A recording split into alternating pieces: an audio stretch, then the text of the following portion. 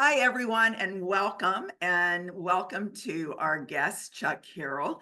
Now, I met Chuck last year at the International Conference on Nutrition and Medicine, and I knew right then that he had to somehow be on Chat and Chew because his story is just amazing. Now, because his weight loss journey is a big part of his presentation, I'm not going to highlight that in his introduction.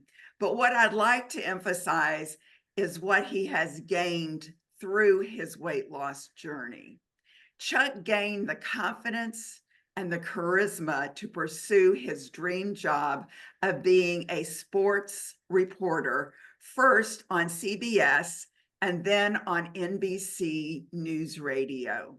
Today, he brings that passion, that charisma, and certainly that confidence for plant-based lifestyle to the Physicians Committee for Responsible Medicine as the host of the Exam Room podcast. Now, if you're not familiar with this, it comes on every Wednesday at noon. I have it on my calendar and I have my alarm set for that. But on this podcast, Chuck interviews the leading authorities in the field of health and diet, of course, nutrition. He learns along with his immense international audience of the amazing results that a whole food plant-based lifestyle and diet change can reap on, us or as an individual. Now, the Exam Room podcast is heard in over 150 countries. It is the #1 nutrition podcast on the air and has over 100 million, that's with an M, million views and downloads on YouTube. I know we have some other Food for Life instructors on today, and you may not know that Chuck is a fellow Food for Life instructor, so we appreciate him being one of us. And we are just so excited, Chuck, that you are joining us. So thank you for being here. And everybody get ready because he is dynamite. Thanks, Debbie. I appreciate it. Yeah, I am definitely a proud card-carrying member of the Food for Life team. So I believe that we're actually training up the next round of instructors next week. So that's pretty exciting stuff. Can't wait to get going with that. But what a wonderful introduction, and love the name of the show, by the way, Chat and Chew. Very alliterative. Very cool. So I just want to share my story and talk to you guys a little bit about food addiction and how it's so prevalent in our society and how it affected me so profoundly, and why I feel like it is one of the biggest causes of our obesity epidemic. And we're going to get into that. So if you'll bear with me for just one moment, I've put together a nice little presentation here for you guys that'll kind of walk you through everything. Literally from a very early age to where we are today. So, with that said, as Debbie said, yeah, the Exam Room podcast now has been heard in over 150 countries and more than 100 million downloads and views, which is phenomenal. Wildly surpassed any expectation I ever had for the show, but it also goes to show the appetite that there is out there for health.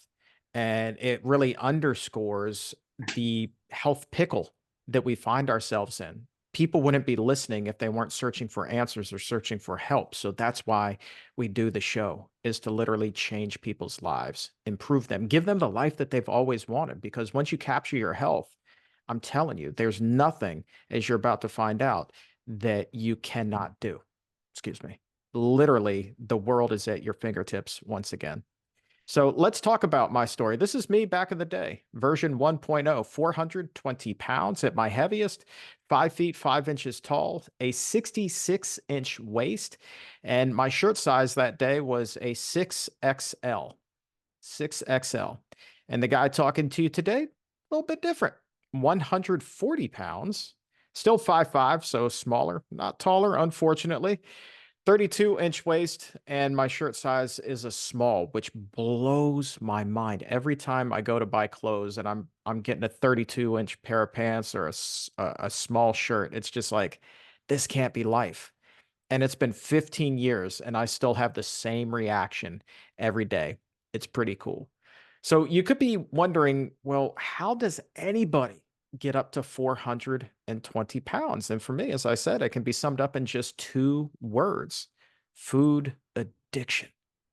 But let me back that up one slide.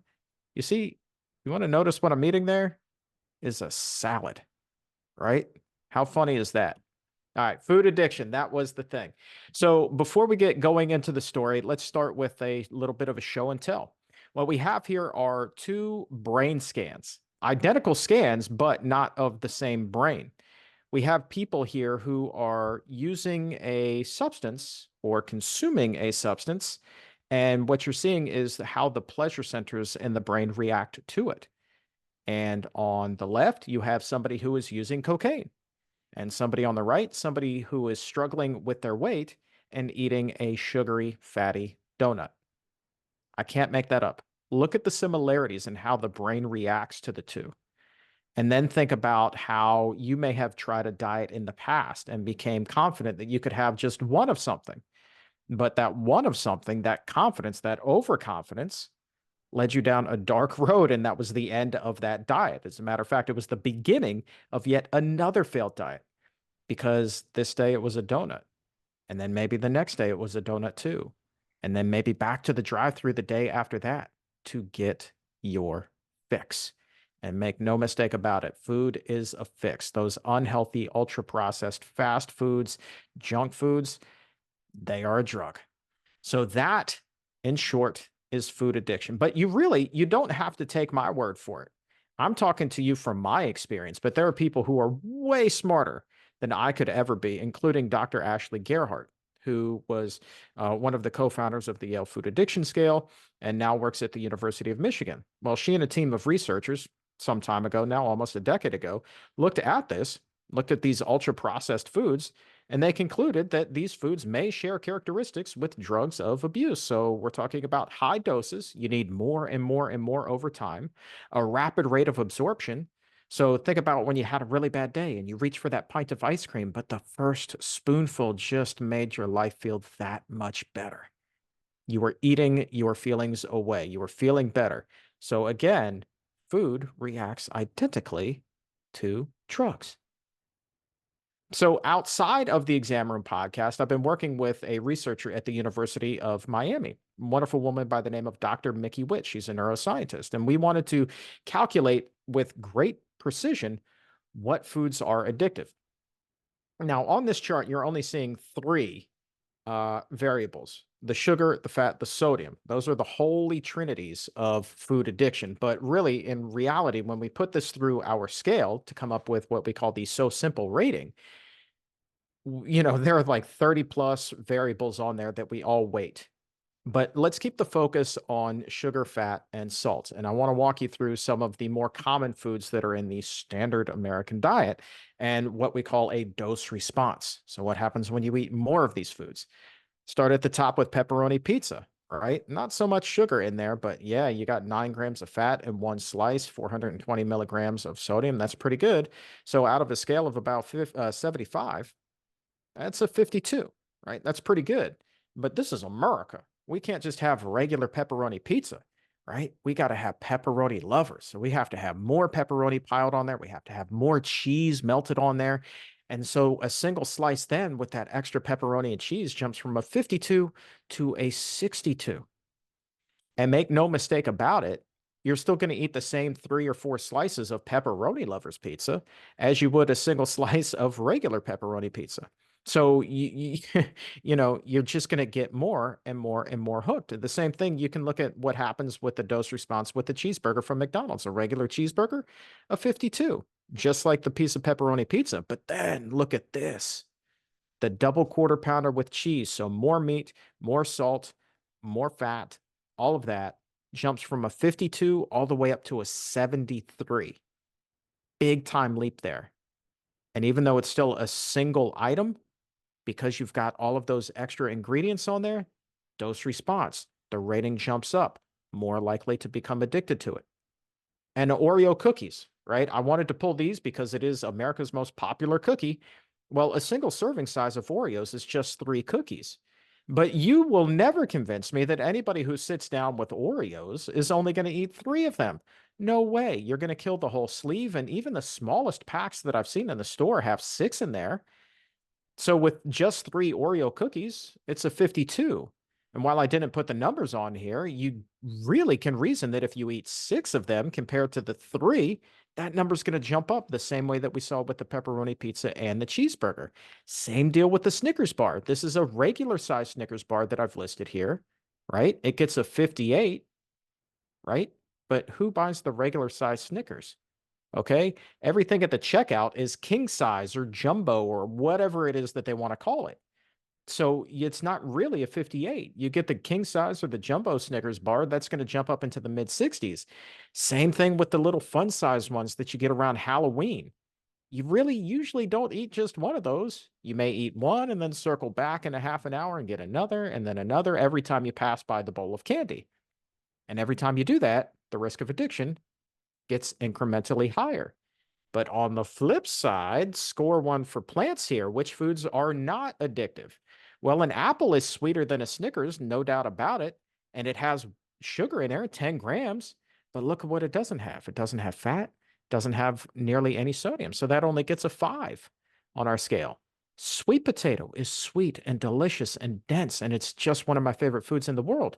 That too only gets a 5. And then you look at broccoli. Broccoli is one of the few foods in the entire world that you can love and eat every single day, but it is impossible, to the best of our calculations, to become addicted to broccoli itself. Now, of course, if you pour the cheese on there and you do like broccoli cheese, then yeah, okay, that's a whole other thing. But broccoli by itself is one of the healthiest foods that you could possibly eat and least addictive. Look at blueberries. They're sweet. Sweet corn in the summer, nothing better than that. Also, only getting a 5 on our scale. Strawberries, one of nature's true natural candies. Not addictive. It falls into that same category as broccoli whatsoever. A 0, right? Whole plant foods. So why is that? Less sugar, by and large, less fat, less sodium, but it's not processed and it comes with a lot of fiber. And that's going to be key. So keep that in mind as we move forward. But there is a problem with the fact that fruits and vegetables and whole grains and all of that are not addictive, right? What kid, hey, this is me when I was maybe not even 2.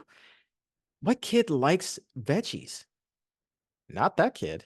Definitely not that kid. I wanted nothing to do with fruits and vegetables from a very early age. So I got in trouble early and I stayed in trouble. And I wasn't the only kid who was struggling with this. Again, researchers just a few years ago were looking at the prevalence of food addiction among children and adolescents. And what they concluded was 15% of the population, children and adolescents, struggled with food addiction. Now, I think that number, especially here in well developed countries like the US, is grossly understated given what is in school lunch lines, given the typical menu that is marketed to children, given the number of children who spend their days at the drive-through.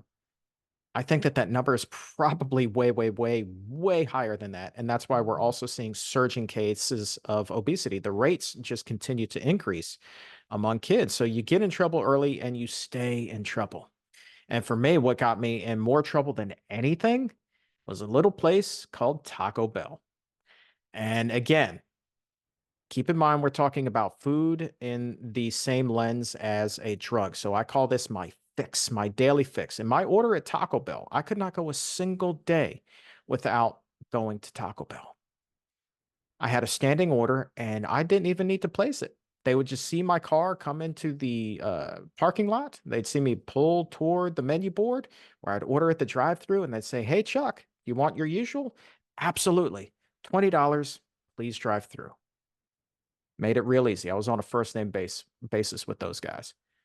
Here was the fix: 2 7-layer burritos, total of 860 calories, 32 grams of fat, 2,000 milligrams of sodium. That's just the starter. Next up was 2 beef grilled stuffed burritos. And why don't we take a second and look at those and say, hey, yeah, man, that looks appetizing, doesn't it? This is not a rolling total. This does not include the 7-layer burritos. These are just the beef grilled stuffed burritos here. An additional 1,400 calories, 64 grams of fat, and 4,200 plus milligrams of sodium. And you can't go to Taco Bell without getting nachos, right? That would be criminal. So I get the Nachos Bell Grande, 760 calories, 38 grams of fat, another 1,300 milligrams of sodium on top of everything else. But wait, there's more. Chicken quesadilla, another 500 calories, 1,200 milligrams of sodium. Look at the fat content there as well. We got more to go. Cheesy potato burrito. This was my absolute favorite. I mean, I really like the beef grilled stuffed burritos too, but the cheesy potato burrito was amazing. And this thing was pure evil. And by evil, I mean the devil incarnate. But to this day, I still want to shake the hand of the person who thought it up because flavor wise, magical. I am man enough to admit that. Magical. And what this is, it's literally just like fried potato wedges, like home fries that you might get with breakfast, rolled up with like grade F chili and nacho cheese sauce in a tortilla. And they call this thing the cheesy potato burrito. And I thought it was divine. And I would have this with like 2 packets of the fire sauce, and I was just in heaven. So just one of these things, close to 500 calories, 22 grams of fat, and 1,300 milligrams of sodium. And because I was such a good customer at Taco Bell on the first name basis with the staff there, they would give me a free caramel apple empanada just as a, hey, thanks for keeping the lights on this week. You got it. My pleasure. Have an empanada.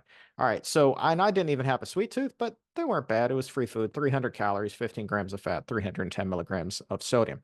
So that was a lot of food, a lot of food. And when you add it all up, the 7-layer burritos, the beef grilled stuffed burritos, the nachos Bel Grande, the chicken quesadilla, the free caramel apple empanada, thank you, Taco Bell, and the cheesy potato burrito, hello. 4,370 calories, close to 200 grams of fat, and a heart-stopping 10,420 milligrams of sodium in one meal. One meal. You crank all that through the So Simple scale, by the way. I mean, the thing just couldn't handle it. I mean, like the computer just started to smoke. There were some flames. We had to get up the fire extinguisher. It was nasty. It was nasty. Just couldn't even calculate how addictive all of that was. But that was also just one meal, right? I didn't eat breakfast. I would save those calories for lunch, thinking that was a healthy thing to do. So when lunchtime rolled around, I would usually go to Boston Market, which was right by the office. And I would get the family meal. It was a half of an entire rotisserie chicken along with 3 big sides. And that was usually macaroni and cheese, mashed potatoes and gravy, and creamed spinach. Now, creamed spinach I thought was healthy as well. I actually thought that all told, this was a pretty healthy meal. It was well balanced, as I was told. And just to make sure that it was actually super healthy, I would also get a diet lemonade, right? Save those calories. On the way home from work, snack time. I'd stop by 7-Eleven, and right next to the hot dogs that they have up there, they have these things called taquitos. And I was a huge fan of the buffalo chicken taquitos. And I would get 6 of those and 2 big bottles of Gatorade. And that would carry me through the notoriously thick DC traffic to get me home. And that was my snack every day. I was also on a first name basis with the guy at 7-Eleven. He always knew about 3 o'clock to have those taquitos ready for me. He was a good man. And then when I would get home, I fought my way through the traffic. I worked up an appetite, hitting the brakes really hard all the time across the Beltway. I would then call up my Papa John, and we would get these coupons in the mail. And it was like, buy 4 pizzas, get the 5th for free. Clearly meant for someone who's throwing a party or an office who's having a staff meeting.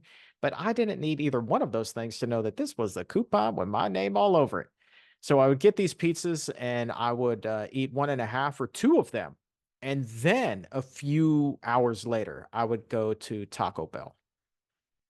And so when you add all of that stuff up with the Boston Market, the 7-Eleven run, the pizza, and the Taco Bell, that is how I got up to eating 10,000 calories a day. That is how I got up to 10,000 calories a day. And the net effect of that wasn't just a larger waist, it was a ton of pressure on my chest. Heart disease runs rampant in my family, just as I'm sure it does in a lot of yours, right? I never got an opportunity to meet my paternal grandfather on my father's side. I never met my dad's dad. because he died of a heart attack before I was even born. He had had a number of them before one finally claimed his life. And he died shortly before I was born. On my mother's side, my grandfather there, he too had had a number of heart attacks, had quadruple bypass surgery, high heart disease candidate. And he was struggling. And my own father, by this point, was beginning to have heart issues as well. He's had a number of heart procedures too. And so here I am in my early 20s already feeling this chest pain, this tightening, where I could only walk 10 feet, maybe a little bit more, but not much, without it feeling like an elephant was sitting on my chest and all the color would drain from my face. I couldn't breathe. It was scary and I would just sweat profusely and I would just have to wait, walk a little bit further, stop, catch my breath again, go a little bit more. It was stop and go and stop and go and stop and go and stop and go, just so I could get to my desk or to the train or to wherever it was that I was going. And I knew that if I did not change my ways, I was gonna die. So what do I do? I wanted to live. I did what anybody in their right mind would do. I turned to something called the cookie diet. The cookie diet. Now, this was not actually my idea. All right. In interest of full disclosure, I was working at a radio station in Washington, D.C. at this time, WBIG, Big 100.3. How appropriate. I can't even make this up. And we were in commercials one day. We had about a 4-minute stop set. And somebody comes in, one of the salespeople, and they're like, Chuck, we've got this new client coming on. They're looking for somebody to endorse their program, and we would love for you to be that guy. We want to pay you to lose weight. I was like, cool. Who's the client? The cookie diet. I was like, jackpot score. I just hit Mega Millions and Powerball all in one. It was like pennies from heaven. My life was about to change. This is the greatest thing ever, right? I'm going to lose weight and I'm going to eat cookies and you're going to pay me for it? Let's go. Well, you know that saying of like, if something's too good to be true. Yeah, well, it applies here because number one, the cookies just did not taste like a cookie. It was not a Chips Ahoy. It it's it certainly wasn't a Famous Amos or anything like that. It was not an Oreo. This tasted like garbage, like a sweaty sock or a sponge on your kitchen sink. And if you were lucky, you got the cinnamon raisin kind, so maybe you could get that little taste of cinnamon. And on a really good day, they actually put a raisin in there, and you could have that. But other than that, it was the most disgusting tasting cookie ever. And I wouldn't wish this on anybody. But the idea was you eat one of these cookies for breakfast and you drink a lot of water with it, and that's supposed to fill you up until lunch. And at lunch, you eat another cookie and you drink a lot of water with that as well. And then that carries you over to dinner. And then at dinner, you can kind of eat whatever you want. They just say make sure that it's a sensible dinner and there are vegetables on your plate. So the only thing that I gleaned from that was, okay, sensible dinner, fast food is not sensible. So let me try to make something at home, or at least buy a pre-prepared meal and heat that up, one that has some vegetables in it. And that's all I knew. That's all they told me about what a sensible dinner was. You think there was a problem with that? There absolutely was a problem with that. I wasn't counting on the fact that I was addicted to food. I had no idea. I knew that I craved this stuff intensely, but I had no idea I was about to go through detox the same way that a drug addict would or an alcoholic would when they too are trying to clean up their habit. They're going through rehab. I was about to blindly attempt to go through rehab myself, and I had no idea. And believe you me, it is not fun. So what started to happen was number one, on that first day, I started to feel a little bit sick. Maybe I was coming down with something. Day two, I definitely felt worse. Day three, as soon as I got off of the air, I just went right on home and hopped into bed because at that point it felt like a full-blown flu. And I just like remember getting into bed and laying down and pulling the covers up and just really not feeling great at all. And on top of feeling sick, I was angry. I was really angry because all I could think about was Taco Bell. It wasn't the Boston Market. It wasn't the taquitos from 7-Eleven. It wasn't pizza. It was Taco Bell. And that was what really just consumed my entire thought. Day one, I missed it, but I'll be okay. I'm trying to be a good boy for this diet. Day two, the cravings really started to kick in. Day three, you could have told me it was a beautiful, sunshiny day. I'm so glad that you're here, Chuck. I'm so glad that you're a friend. I'm so glad that you're in my life. And I would have like wanted to just tell you to pound sand, get out of my face, get out of my life. Because right now you're not Taco Bell. That's all I care about. You need to leave. Total Jekyll and Hyde situation. I was not myself, and I grew angrier and angrier and angrier throughout the day as I felt sicker and sicker and sicker, to the point where I was so enraged that I popped up out of bed, sick as a dog, and I punched my fist, boom, through a wall in my house because I hadn't had Taco Bell. Think about that. I punched my fist through a wall because I hadn't had Taco Bell. And when that didn't settle me down, I punched my fist through the door that was next to the wall in my house because I hadn't had Taco Bell. And that was still all I could think about. And so here we are. I'm losing my mind, feeling sick as a dog, and I couldn't take it anymore. I knew I wasn't supposed to eat this stuff because I was being paid to lose weight. I was endorsing this thing called the cookie diet, and I was telling tens of thousands of people about it every single time I was on the air. But I couldn't take it. And so I devised this plan in the middle of the night. I snuck out of the house, found the 24-hour drive-through, loaded up on my fix, and suddenly it was like taking the best antibiotic ever combined with the best antidepressant ever, right? That sickness gone immediately. That anger, that angst, that anxiety gone immediately. And it was like this warm, tranquil feeling. I will never forget it. It was like a tsunami of health and happiness. But it was short lived because that tsunami was quickly replaced. The tsunami of happiness was quickly replaced by dread and an immense feeling of helplessness, because the other people whom I had spoken with in my life who were struggling with what most people would consider to be actual substances of abuse, drugs and alcohol, they described having these similar feelings when they would relapse. And so I was able to take that and put it into context of what I had just experienced with fast food. And I was like, son of a gun. Only I use something a lot stronger than that. Son of a gun, I'm hooked. I am an addict.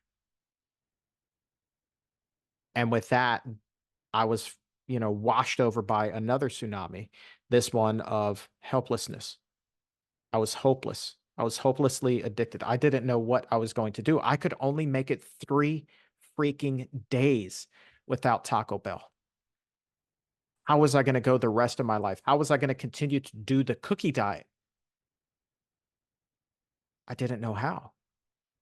I thought that this was going to be my fate, and ultimately it was going to claim my life. And there is a heavy emotional toll that comes with this. Comes with the realization that you're an addict, but then being somebody who's so severely overweight, there's a lot of challenges that come with that in your life.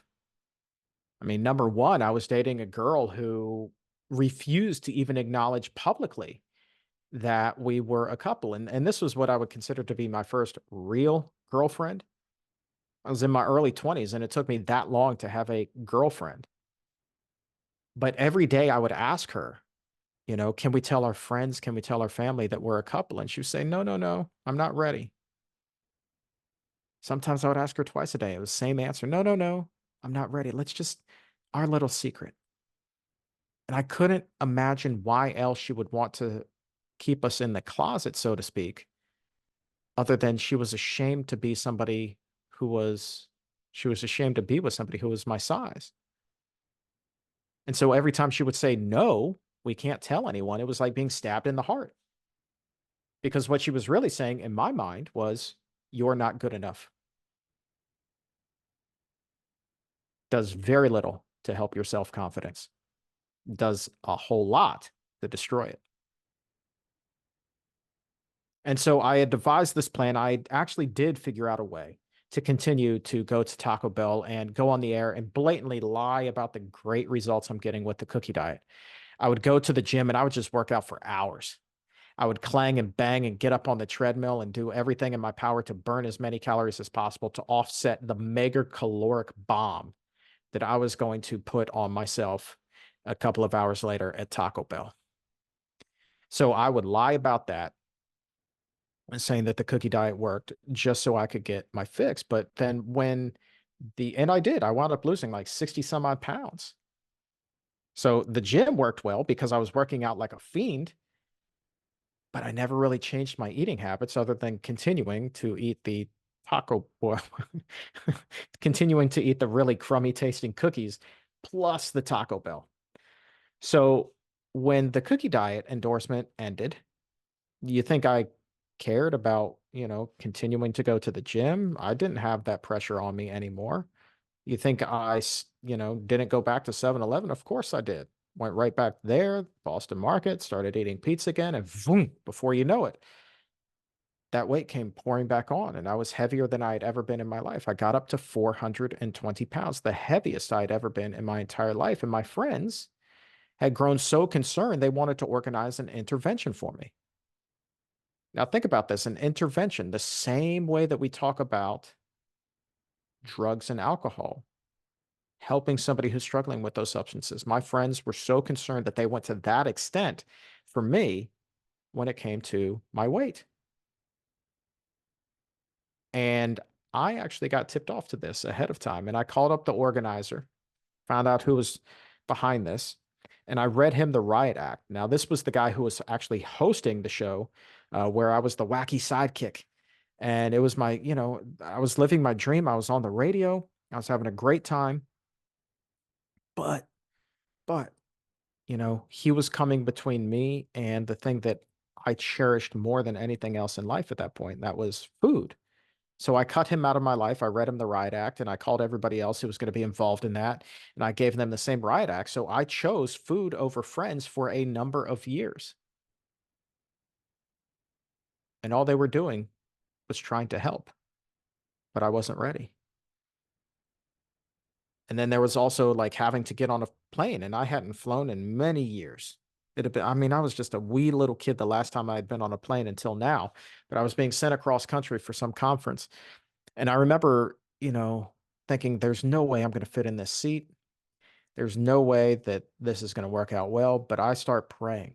I mean, me and God, we were really burning up the telephone line for a few weeks before this flight. And I was praying to him, like, dear God, please let me fit into this seat. I'll do anything. Just please, please, please let me get into the seat. Let me be able to buckle the seatbelt and have an uneventful flight. Please, God. Multiple times every single day. And I'm praying literally until the time that I boarded the plane and I make that right hand turn to go up the aisle and walk toward my seat. Well, it turns out I wasn't the only guy who was praying that day. Literally, everybody else on the plane was praying as well, except their prayer was a little bit different. Their prayer was, dear God, please don't let this guy sit next to me. And I saw it on their eyes. And with every row I would pass, I could hear these sighs of relief. Thank God. Their prayers were answered. Their prayers were answered. And so after going, past 30 rows, get to the back of the plane, and I finally find my seat, like, okay, well, hopefully my prayer is about to be answered as well. Sit down, moment of truth, go to buckle the seatbelt, and it's not coming anywhere close to buckling. Yeah. Nothing. And I lifted up my enormous belly and I'm thinking, okay, well, maybe I can slide it under there and it will buckle. Not even close again. So after enduring all of those stares and the snickers, as I walked my way back to my seat initially, I had to do that again, except this time it was to the front of the plane, ask for a seatbelt extender so we could take off. And then to like see just the eyes of judgment cast upon me again as I passed every single person on that plane. Look at this guy. Needs a seatbelt extender. What is wrong with him? Why does he do that to himself? I've never felt so low in my entire life as I did that day. So people always ask, like, what was the one thing that made you change? It's not one thing. I wouldn't even consider that a breaking point. But when you look at everything that was going on with me, the fact that I couldn't walk more than 10 feet without my chest tightening, the fact that my girlfriend refused to acknowledge that we were a couple, the fact that my friends wanted to organize an intervention, and then to have this most embarrassing thing happen to me, enough was enough. Enough was enough. So all of those things combined to push me to the breaking point. And I still didn't know what to do. But my father and stepmother had recently had weight loss surgery. They're like, you got to do it. You got to do it. You got to do it. Now, recently was a couple of years earlier. And so I had already seen some of the weight start to pile back on, as I had with a lot of other people as well. Everybody who I knew who had had this procedure put the weight back on. They never really changed their eating habits. They were told, well, you can just eat smaller portions. So here I am, just trying to save my life. I'm trying to reach 30 years old because I didn't think I was going to reach 30. I didn't. And so here I am going for a sleep test before the weight loss surgery to make sure that I could survive being put under anesthesia. Good luck trying to sleep when you're hooked up like that. That just doesn't work. But the thing that did work was the fact that with the weight loss surgery, not so much that they, reroute your intestines and they shrink your stomach and you can get into the mechanics of all of it. But what it did was it gave me this 3 to 6 month window where I physically could not tolerate Taco Bell or Boston Market, 7-Eleven, any fast food, any high fat junk food without becoming violently ill. It forced me to go through the detox. There would be no midnight clandestine missions to Taco Bell here. I couldn't handle it. It still wasn't fun, but I was forced to go through it. And so when people ask, would you still have weight loss surgery? I think, my answer, uh, I don't know. I don't know, but I will not talk ill of it because it forces you to go through that detox. And that's critical for so many people who are so hooked on food, so severely addicted that they have to go to great lengths to do it, to lose weight. So it's not fun, but the weight did come off, right? And then, you start to have some fun yourself, right? You think you're tough, so you shave your head. And that just wasn't a good look, but I did it anyway. My apologies. You had to see that. And I kept on shrinking. Now, here's a fun fact. The guy that I'm standing next to, 7 feet, 415 pounds. Fun fact, I weighed more than him by 5 pounds at one point. That's a legit 7 foot, 415 pound individual right there. And then I was like, okay, well, I finally did it. I finally did the one thing that I thought I could never do in my entire life. And so my confidence goes through the roof. And what did I always love more than anything? I loved sports. So I start a sports media company. I start covering the NFL. Here I am on the sidelines after a game in Washington one year. All right. And I start doing radio shows with a lot of the players, and they actually caught wind of my story. And it was actually a player in Washington's locker room who gave me the nickname the weight loss champion. This guy's about 325, all muscle. And so, like, here I am at 5'5". I'm like maybe 160 at that point. Big size difference. So when somebody that big is like, we're going to call you this, you just go with it. Just a rule of thumb in life. Just go along with it.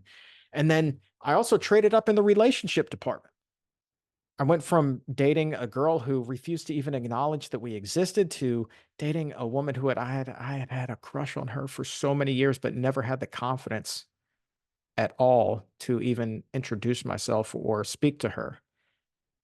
But once I did, it was like magic happened. Sparks were flying on both ends. She never hit us. And today, I'm happy to call her my wife. So, best girl ever, traded up in that department. And then I get a second dream job, right? I didn't even know that I wanted this one. I'm doing a really good job with sports, but then CBS comes calling and they're like, hey, we want to shift you over to being a news reporter. We're starting this news station in DC and we need reporters. You've done a good job breaking stories in the NFL. We think that you can do it on a regular beat as well. So it's like, cool. So I got to see some incredible things, meet some incredible people who like would just blow your mind. I got to chase the Pope around Washington, DC one time. That was amazing. That was so like just, I'll never forget that day. And it was like such a privilege to meet the politicians and the figures that you see on TV, the movers and shakers, as we say, you know, just to be on a first name basis with them. and, off camera, getting the opportunity to talk a little bit about my story and how sometimes that would actually lead them to implement changes in their own employees' health. I was like, that's pretty cool that that's happening too. So it was a really cool experience, but nobody yet has still told me how to eat healthy, what it meant. And so I'm still worried that my weight is going to come back just as it had with everyone else. But my doctor, he was really pleased with my progress, and I go to him and he's like, "Chuck, you've lost enough weight." I'm about 160, 165 at that point. You've lost enough weight. I'm going to give you this prescription essentially, but it's not for pills. He's like, "You need to eat a hamburger." It's like, "Wait, what?" He's like, "Yeah, you need to eat a hamburger. Not you could, not you not if you want to. You need to." It was a prescription for a hamburger essentially. And I was flabbergasted and angry because I thought back to when I was having that breakdown in the middle of the night and had that slip up and had the epiphany that I was an addict with Taco Bell. Like, why in the world would I go back and reintroduce that into my system? You would never give somebody who had, kicked a cocaine habit, some cocaine and say, "Hey, you need to do this."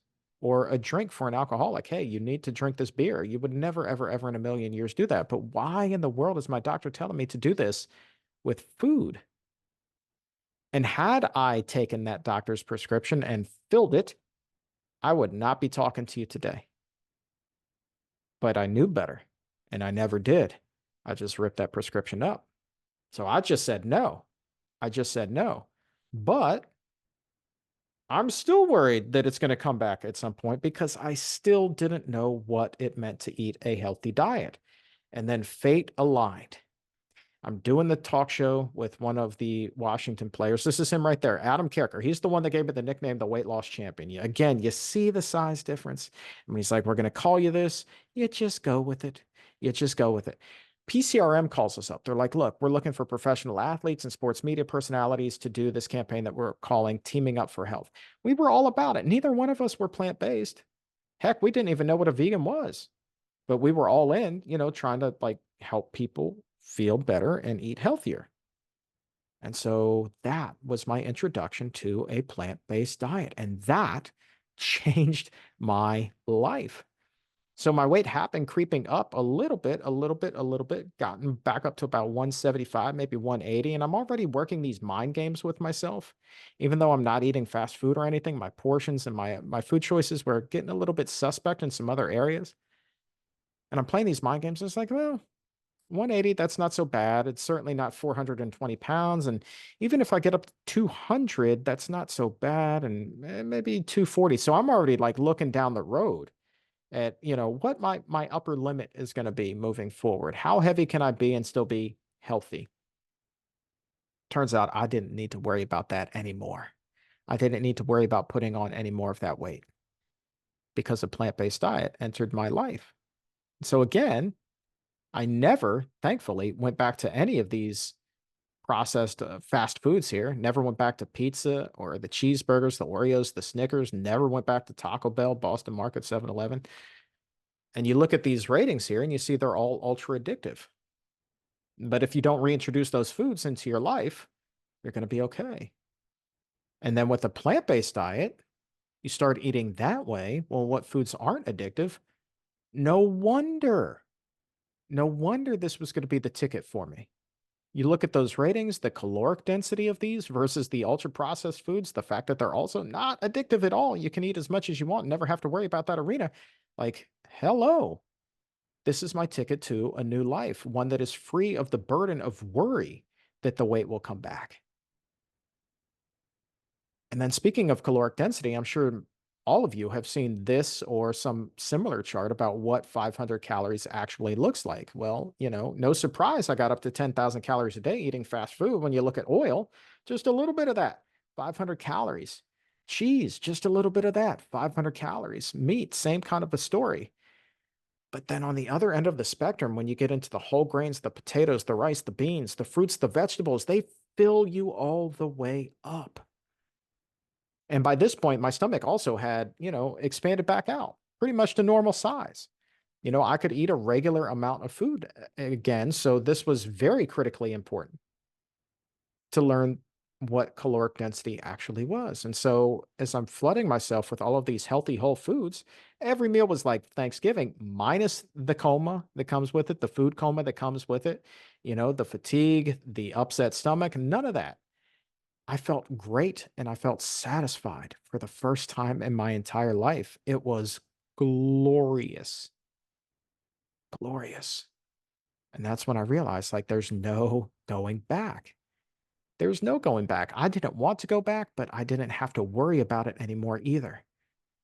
And so I called the physicians committee back up. I said, hey, guys, I'm tired of being a reporter. I've seen a lot of incredible things, but let's do something positive, right? I'm burned out on death and destruction. Let's do something positive. Do you have a podcast? They were like, no, we don't. I was like, you do now.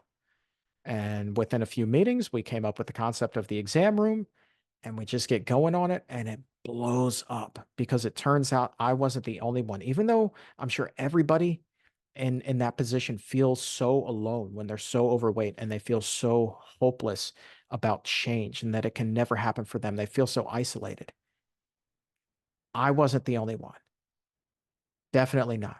To the tune of 100 million other people now listening worldwide who are searching for answers to improve their health. It's been really gratifying to see the reaction to the show.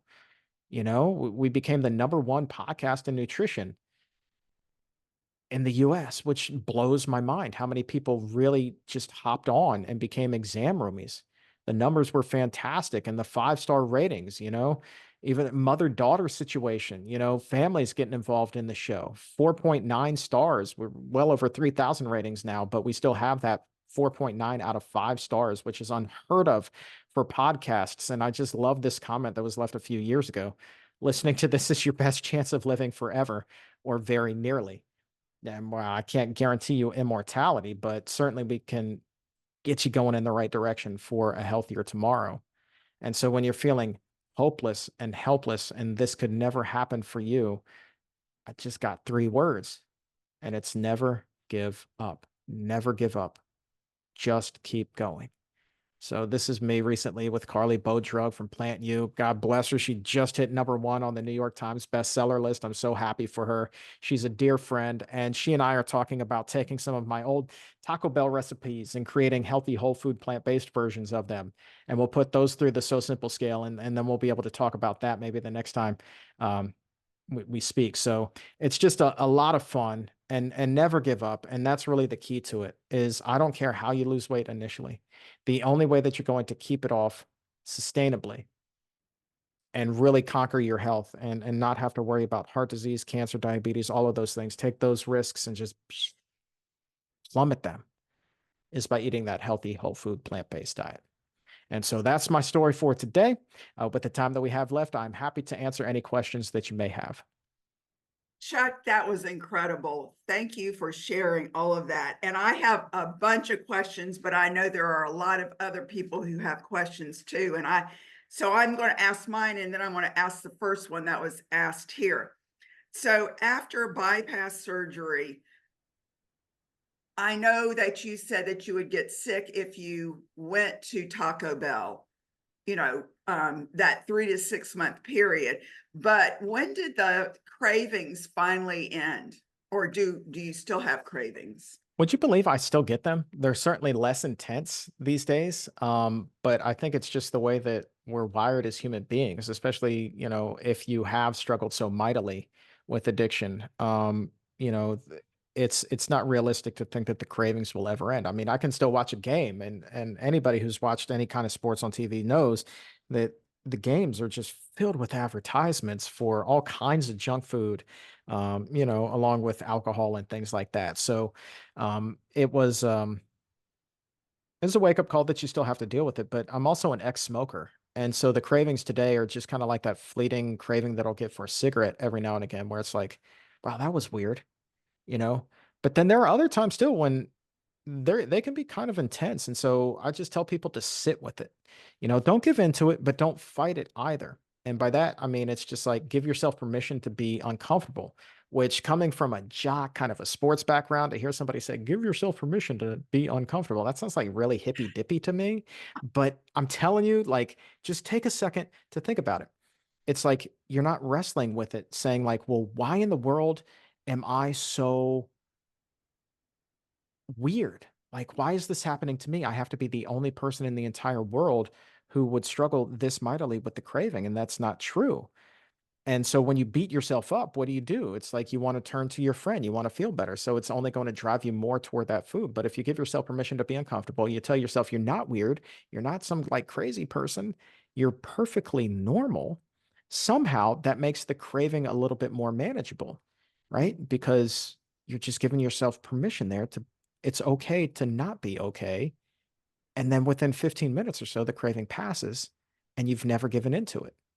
It just takes about a 15 to 20% edge off of that craving, just enough so you don't drive back to the drive-through or go to the freezer to get the ice cream or whatever the case may be. It helps just enough to get you through.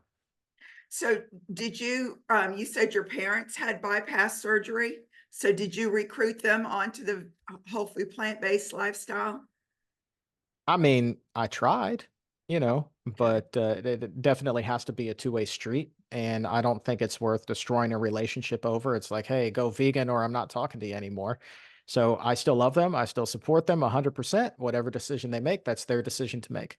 And I say that for literally everybody. It's like, if you want to do it, I'm here to support you 120%, but I'm not going to be like one of those gospel vegans, who's all up in your face about it. I find that to be a great turnoff. People are going to change when they're ready to change. And so I find that the best way to lead is by example. And over time, people will ask more and more questions, and then hopefully they take that step. They're certainly eating more fruits and vegetables now than they did in the past. So that's a small victory. And then hopefully one day, we'll get them all the way. But I'm going to love them regardless. Okay. And then the very first question we had, and then I want to turn it over to other people who are going to be asking you questions. But what did you drink? And what do you drink now? Oh gosh. I mean, now it's just like water, black coffee, green tea, black tea, and almond milk, one that's unsweetened and doesn't have a whole lot of stuff in it. So it's just a lot of bland fluids, but I'm good with that. Love me some coffee. Definitely love me some coffee. Okay. And Kathy, I think you're going to have the next question, right? Yeah, we had a couple on here. Let's see, family was one of the things that came out. And one question was when it was intense and you weighed that 400, more than 275 pounds more, did your family try to stop you because or was it just get surgery that they said to you? Um, my immediate family were very much in favor of me having surgery. Obviously because my father and stepmother had. Um, I had only had one other family member who was really questioning whether I should have the surgery. I remember telling them distinctly that conversation. They were like, Mhm. "You sure you want to do that?" I was like, "Yeah, like I really don't have any other choice here." I felt like I was backed into the corner at the time, and so that was it. But nobody else really said much of anything, and I wasn't exactly broadcasting my decision to have it either, because I wanted to avoid that conversation because I know it can be controversial. Yeah, yeah. And Angela wants to know, what do you do for exercise? Are you exercising now that you've lost all the weight? Here's the best part, is that like I did after the surgery everything differently than I had in the past. So I actually equated like exercise and going to the gym with every failed diet I had ever had. And so I wanted to do everything differently. And so I just started incorporating all of those little tips and tricks that I had dismissed when I was overweight, like, taking the stairs instead of the elevator, um, making sure that you go out and you walk the dog maybe a little bit longer, parking in the furthest spot possible in the parking lot. Um, those little things really add up over the course of time. And, I remember thinking, I was like, this stuff will never make a huge difference. But then when I actually calculated it, and specifically with going to work, before my shift, as a reporter. I would go in and I would park in the last spot at the CBS studios just outside of DC. It's in a city called Lanham, Maryland at the time. And just by parking in the furthest spot possible and walking to my desk over the course of a week, it added up to 1 mile. And so one of those walks not going to make a huge difference. But then over the course of a year, you're talking about a mile a week. You figure you're going to the office maybe 48, 49 weeks out of the year, Mhm. right? That's a long distance. And nobody is going to tell you that walking 48, 49, almost 50 miles isn't going to burn some calories or be healthy and make a difference. Of course, they're going to be like, yeah, that's going to make a huge difference. So when you factor that in and all of the other changes, like taking the stairs instead of the elevator, using the restroom even on a different floor, like 2 floors up, and forcing yourself to take the stairs there, you do that multiple times throughout the day, all of that stuff adds up too. And so I never went back to the gym, you know, I just built it into my day, and that's really what sustained me. It's a lifestyle change rather than like having to drag my tired behind to the gym at the end of the day when all I want to do is like go home and see my wife. Like, nah, like let's just make a lifestyle change. And so that's what I did. That's what worked for me. That's really a good question, Angela, to give us to think about. So Chuck, thanks for answering that, because it also matches what we learned about the blue zones and that they have constant moderate activity built in their day. And then, of course, the National Weight Registry says that exercise works to help you keep the weight off, but you don't necessarily lose the weight from exercise. Okay, and we also wanted to thank Lisa for her question about family. That was a good one. I have one personal one that I wanted you to talk with us about, and that's Dr. Barnard's new book, because that one you're very familiar with and you're doing that tour with. Is there something in there that would also help us as we think about weight loss and keeping a stable weight? Well, I think the whole concept of the book is geared toward weight loss. I mean, it is a weight loss book, so there's lots of great tips and tricks in there for everything. One of the things that I really like is the section where he talks about the after meal calorie burn and how if you eat a really healthy whole food plant-based diet, your body actually tends to burn calories a little bit longer than it would with an ordinary meal because you've got more fiber in there. Your body has to work harder to digest. And so like that, again, it's not a huge difference with every meal, but it's enough that it adds up over time. So it's like I would call that free calorie burn. You're not having to go to the gym. You're not even having to take a step to burn that calorie. Your body's doing it naturally for you automatically.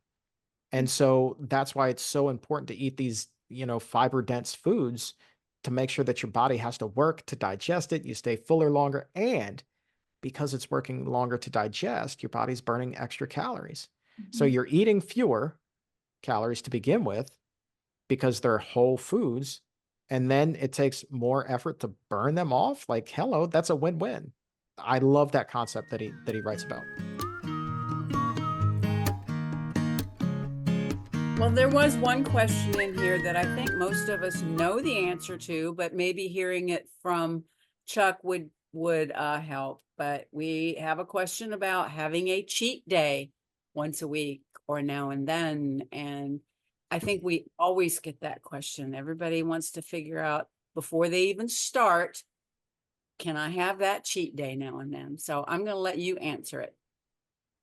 You remember Magic 8 balls back in the day? You would like shake them up, and then they would tell you the answer. So let's pretend that we've got a Magic 8 ball. We're just going to shake that thing up and it's going to say no. I'm not a huge proponent of cheat meals because it opens the door for you to have another cheat meal and another cheat meal and another cheat meal. It's like, so I told you about my Taco Bell slip up, but there were countless other instances that occurred very similarly to that. Not quite as profound, but I remember another time when I had lost like 60 pounds on some diet program that my mom's gym was pushing at the time, and I wanted to support her because she was going on it. And I was doing pretty well, but I was also working at a Mexican restaurant at the time, not Taco Bell, an authentic Mexican restaurant. And I remember thinking, okay, well, I lost all this weight. I'm doing really good. I can have one nacho. And so I did. Not a big deal. One nacho. And then I had a second nacho and I dunked that nacho in nacho cheese. And then a third and then a fourth. And before you know it, as soon as I got off a shift, after eating those nachos, I went to Taco Bell. The power of the bell. I don't know. But what I do know is that when you reintroduce those foods, it is like opening Pandora's box. It is tempting fate more than you could ever possibly imagine. So why would you do that? Again, like let's take it back to drugs of abuse, cocaine, alcohol. You wouldn't celebrate a year of sobriety by having a beer, right? You wouldn't celebrate defeating a cocaine habit by using cocaine. Nobody in their right mind would say that you're going to be okay. You can have just a little bit. Everybody, in their right mind would tell you, no, that's a horrible idea. But we don't look at food the same way. And so, well, I'm going to do really good these 6 days. And then on the seventh, I'm going to go hog wild. Well, one of two things are going to happen. You're either going to continue to eat that unhealthy food the next day and the day after and the day after that, or those following days are going to be really hell and torture for you because you're going to be craving those unhealthy foods and you're going to be wrestling with that temptation. So why in the world would you reintroduce that? So I call that my one nacho theory, that we can't have just one nacho. That one nacho leads to disaster. So when it comes to cheat days, just say no. Not to mention that one cheat day, depending on what's entailed in that cheat day, could undo all of the work you did for the previous 6 days. That is very true as well. That is very, very true. So you cheat, you have a cheat day, you're just cheating yourself. So, Chuck, if you are going to have something that would, tame a craving for those people who enjoy sweets, what would you say? What would you have? What would be your sweet of choice? Get your medjool date on right there. This is a recipe I learned from Dr. Will Bolsowitz. If I want to be a really bad boy, and I don't keep peanut butter in the house, but there might be like sunflower butter or almond butter in there. You can cut that date open. You can put a little smear of nut butter in there, and then you eat that, and that's like eating a Snickers bar, especially if you have like some vegan chocolate. You just like put that in there too. Like, oh boy, now you're talking. So that would be it. So that's definitely a healthier version of a Snickers. It's more toward the whole food, plant-based side of things. Well, it's definitely plant-based, but the whole food side of things, and it cuts the craving enough. I make this amazing chocolate shake, that's got like all kinds of greens in there, kale, spinach, tons of blueberries, some strawberries, frozen bananas, cacao, some almonds and almond milk. And then you just blend that all up and it's nice and it's creamy and it's delicious and it's sweet. And like that really, if I am having a sweet tooth kind of a day, that certainly satisfies the old sweet tooth. And so it's just like really healthy, easy ways to make sure that you're still satisfied, but not going off the rails when it comes to your diet. So those dates with the peanut butter and the little bit of chocolate, it's better when it's cool. So keep them in the refrigerator. Facts. That sounds like somebody talking with experience right there. Yeah, very Mhm. good. This has been awesome. And Kathy, I know that you are going to be sharing with Chuck what we sent him as a thank you. Do you have that on a slide that you can share since he has not received it yet? Yes. Can you see that, Chuck? I can, yeah. Well, what's coming to you is a lavender pillow, because a heart pillow, because you are close to our hearts, for sharing your time with us. And we really appreciate this. And we wanted you to know this pillow is not just to look pretty because you are a man, but it's to put in the microwave and you heat it up. And if you have some sore muscles from all that flying you're doing, and you could put it on the muscles and it just smells good and relaxes you. So we hope that that arrives in time before you have to get back on the plane again. Awesome. Thank you. Thank you so much. That's amazing. Yeah, I can definitely use that, especially out here on the road. That's awesome. Thank you guys. Oh, well, thank you. And Debbie, was there anything else you wanted to say to Chuck before we let him go? Well, no, I want to say thank you. Yes. I do want to say that next month we're having Dr. Vanita Rahman on, and she's going to be talking about bone health. So if you can get that word out, that would be truly wonderful. And Chuck, I'm just very thankful that you were able to work us into your busy schedule because you are extremely busy. And everybody, I know everybody on here has benefited from your presentation. It was absolutely fabulous. So thank you so much. It's my pleasure. Thanks so much for having me. Yes. Thank Take care, Chuck, and thank you. Thank you, guys. And I'm going to put that back up again. So if you want to go ahead now and register for Dr. Rahman, nutrition and bone health. And Debbie, did you want to say anything about that? Well, I have heard the presentation before, nutrition and bone health, how to strengthen and prevent any issues with our bones. I know that some of us are at that age where osteoporosis or osteopenia is starting to knock on the door. And if you are plant-based, you may be lighter. And if you are a lighter frame, then possibly you have a stronger propensity towards osteoporosis. So anyway, this is going to be a fabulous presentation. Dr. Rahman is at the Physicians Committee, and she does fabulous, fabulous work. She also is a personal trainer, which, you know, you can get the perspective of somebody who is exercising on a regular basis. And she's also a plant-based chef. So she has some books out there. So she's going to be a fabulous speaker as well, and just a totally different perspective. So I hope you all will join us, and please share it with your friends as well. Yes, and if you want to register right now, hold your phone up and open up your camera and touch the little yellow, sometimes it's yellow, link, and it'll take you right to Eventbrite so you can register. But also Linda is putting in the chat our link to the Eventbrite. And Linda, let's see, you also put in there, what are the other things you're putting in there? I put the link to Chuck's podcast. Actually, that's in there twice. So you would need to save the chat if you want to refer to those later. And then I think, Kathy, the link to Dr. Rahman's on Eventbrite. You can register just by clicking the link. And then finally, I think you have something about YouTube you're going to edit Chuck's presentation today and post that? Mm-hmm. Yes, that'll be the last link. I also put a link in there for PCRM, which is where Chuck is. They have a vegan Kickstart, and I did it years ago when they first started it. It's very good. It has meal plans. It has people that you can ask questions, chat rooms for people to share recipes with each other. There's tons of recipes. It's an excellent resource, and the link to that is also in the chat.